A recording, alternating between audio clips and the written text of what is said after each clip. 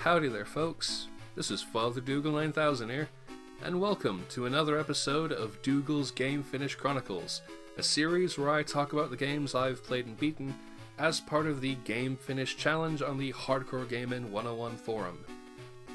Although I tend to download fairly low quality versions of gameplay footage and the like in order to make these things quicker to render and upload and all that jazz, I like to try and get footage of the specific versions of the games I'm talking about. It feels like it's only right to do that, to show an accurate visual representation of the thing I'm talking about, like the Xbox 360 version of Rez that I talked about the other week. Sadly, that isn't always easy to do, especially if you're working with even very mildly obscure games in very particular aspects. It can depend on whatever I can find on YouTube, since folks often upload great big multi-hour single playthrough videos, even though I only want a couple of minutes worth of gameplay, or they don't capture footage of the specific version I want to talk about in lieu of more easily available ones. Well, either that's what goes on, or YouTube's search function really has gone to pot. It's understandable why those other two things happen, the multi-hour playthroughs and recording more easily available versions of the game.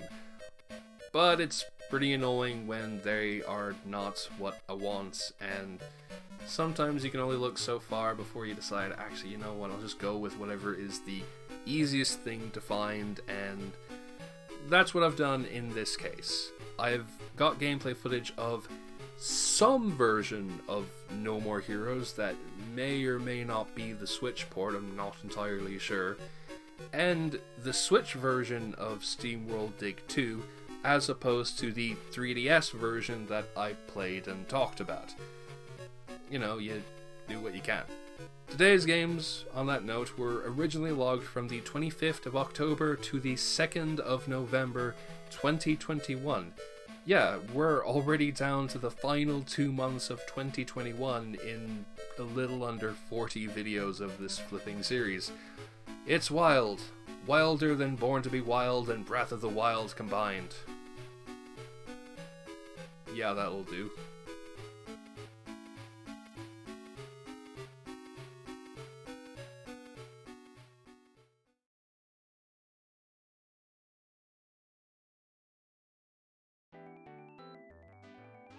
No More Heroes for the Nintendo Switch.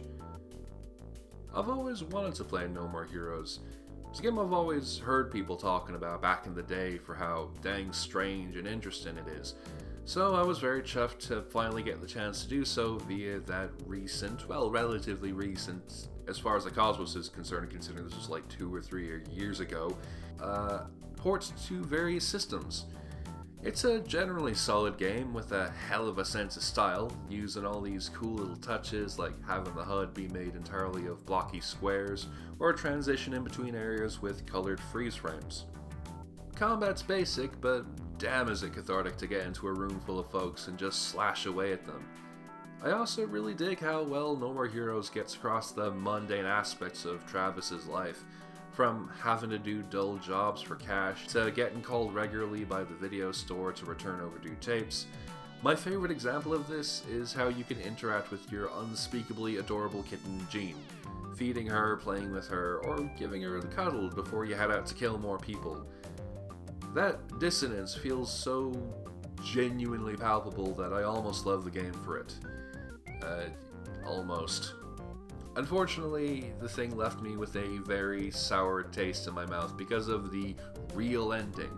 Not for anything that happens in it, because I couldn't actually get to it. See, the only way you can unlock the real ending, which amounts to a boss battle and 2 cutscenes, is to buy all 3 of the Tsubaki beam katanas from Dr. Naomi.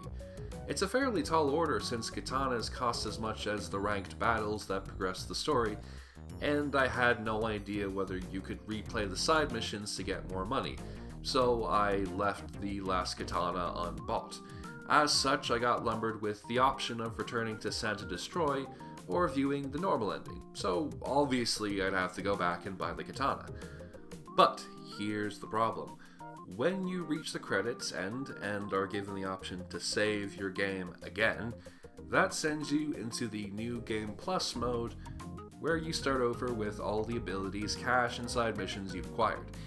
In order to see the real ending from there, you have to play through the entire game over again just to be given the option to choose the real ending. Not only that, but you can easily overwrite your save game and be left completely unable to go back and fix things.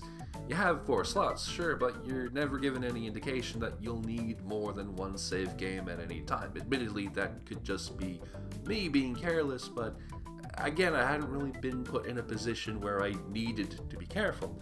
I'm not normally one to ever feel this way about a mechanic or an idea from a pure design perspective these days, but that is some actual proper hairy, sweaty bollocks. How in the hell do you not communicate that at all to your players? And believe me, I'm not the only one who had that problem, as I discovered to my shock and horror. No More Heroes is a game that likes frustrating and exasperating players in various ways, from the aforementioned grind of cash to constantly tripping up their expectations or denying them cool boss fights, and that's cool and all, it really is. But to me, this went way too far into being actively shitty because it's so arbitrary and you've got no way of knowing that's how you unlock the real ending, and no way of knowing that you should make a separate save file just this one singular time in all of the universe so that you don't lock yourself out and have to play through the entire thing over again. God almighty.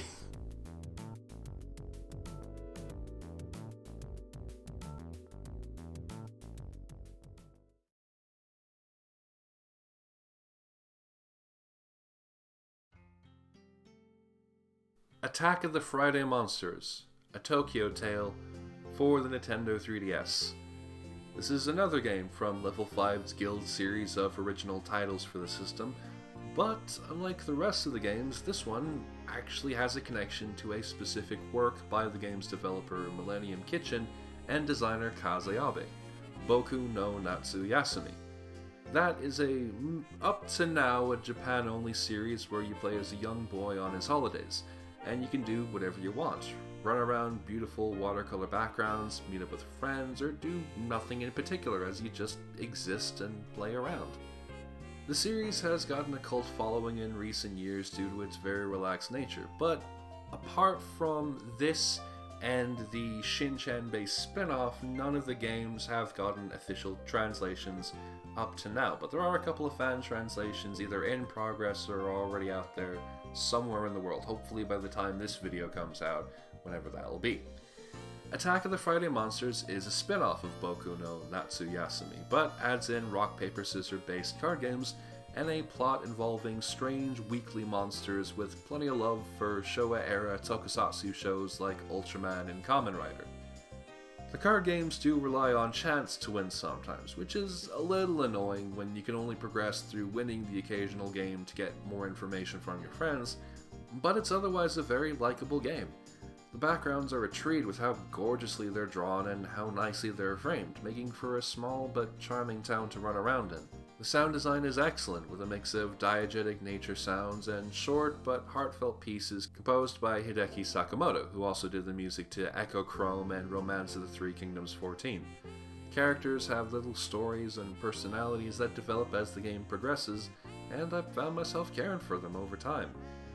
It's the kind of game that makes me love the medium of video games for how it can just exist exactly for what it is, not bothered by preconceptions of what it should be, and does so wonderfully. Heck yeah, Attack of the Friday Monsters. Bloody good game.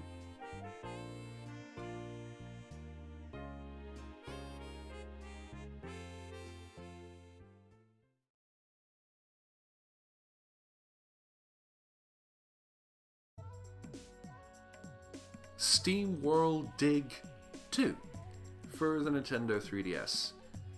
I had previously played the original Steamworld Dig back in early 2020, before I started doing this Game Finish Challenge thing, and I quite enjoyed that game despite it being somewhat forgettable. There was a very solid addictive loop of descend a seemingly endless mine, collect resources to sell off in the underworld, buy equipment to make it easier to further descend that mine and get more resources. That made for a game I could play without thinking. To my surprise, the sequel carries a lot of those same aspects, while changing things up to include different environments and a fairly open-ended structure. Normally, sequels tend to focus more on one element than previously, or introduce new ideas that doesn't so much throw off the original's appeal, but creates a new mix of ideas that'll appeal to you differently than previously. However, Dig 2 manages to find the balance where it keeps the original mix of ideas and then expands on those ideas to new places.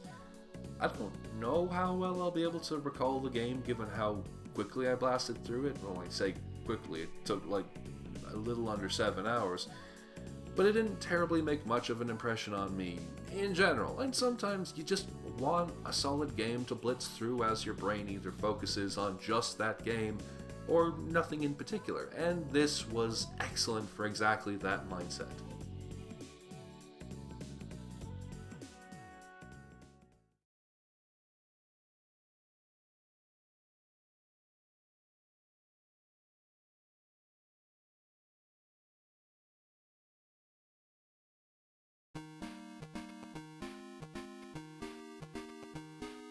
And with that, we've wrapped up another episode of the series. I hope that you enjoyed watching and that you'll tune in for the next video.